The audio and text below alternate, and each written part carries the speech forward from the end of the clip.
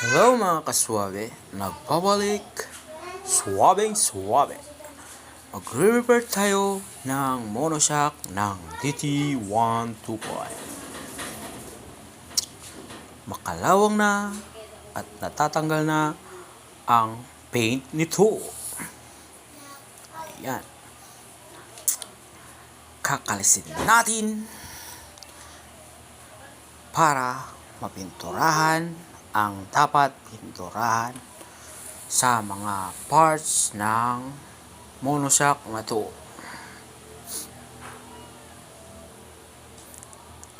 Luwagin natin ang 27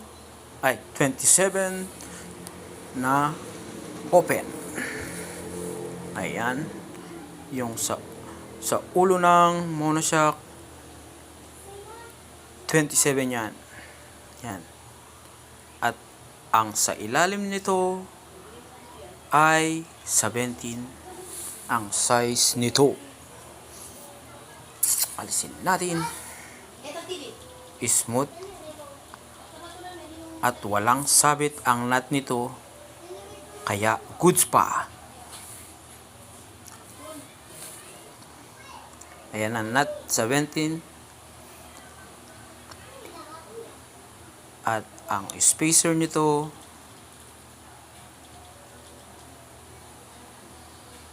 at washer. Sunod natin ang coil spring nito na kasama ang fiber bushing nito.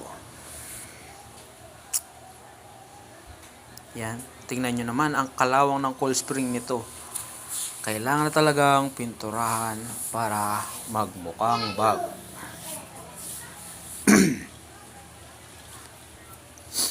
Tignan nyo naman ang tigas. Ang tigas. Yan. Ayaw tumaas. Ayaw magbaba. Hence, stop. Kaya gagawin natin dyan, aalisin natin ang takip nito. Fast forward natin para mabilis lang ang video na to.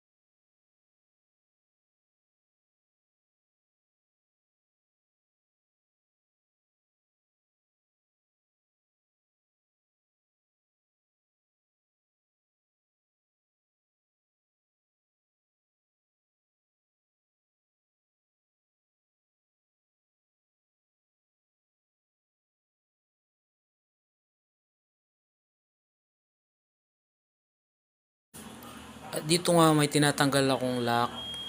Ayaw niya matanggal. Nakadikit na sa kalawang. Kaya yan. Tignan nyo yung lock nito. Kung paano natin tatanggalin. Kailangan iangat muna yung lock nito para pag ikot natin sasama yung lock ring nito. Ayan, nakikita nyo. Ayun, sinusungkit ko.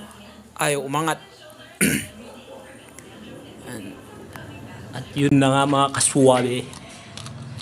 Nakalas ko na ang monoshock ni Lolo DT. Eto na ang assembly ni Lolo DT. Ang monoshock niya. Natapon pang langis. Yan. Mapipinturahan na natin to.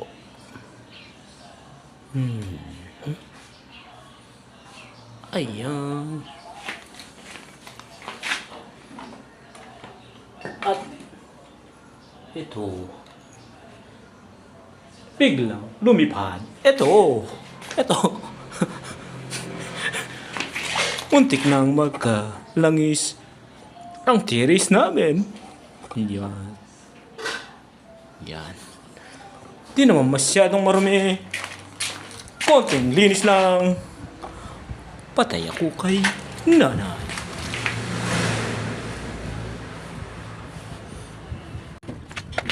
Rico.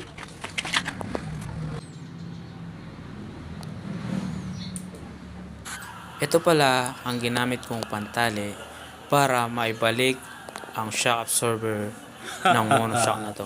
At yun na nga mga kaswabe. Narepack na natin ng all pork itong monoshock ni Lolo DT. Ayan. Bago na ang pork oil nito. Ayan. Ito, pipinturahan muna natin bago natin ilagay. At ito. Okay. Bye-bye! Dito, papakita ko kung paano ang galaw ng shock absorber. Kailangan, bababayan dahan-dahan. Hindi yung bigla para hindi tatalbog ang monoshock nito. Ayan. Tingnan nyo. Ito pala ang coil spring ng monoshock ni Lolo DT. Sinunog ko para maalis ang kalawang at ang lumang pintura nito. Ayan. Tinataktak ko. Ayan. Tignan nyo naman kung paano kakapal ang kalawang nito. Ayan. At ito na ang finished product natin. Napinturahan na at narepack na ang shock absorber nito. Ayan. Makinis na at parang bago ulit. Ayan. Ayos ba tayo mga kaswabe? Alright. Lagay na natin kay Lolo DT.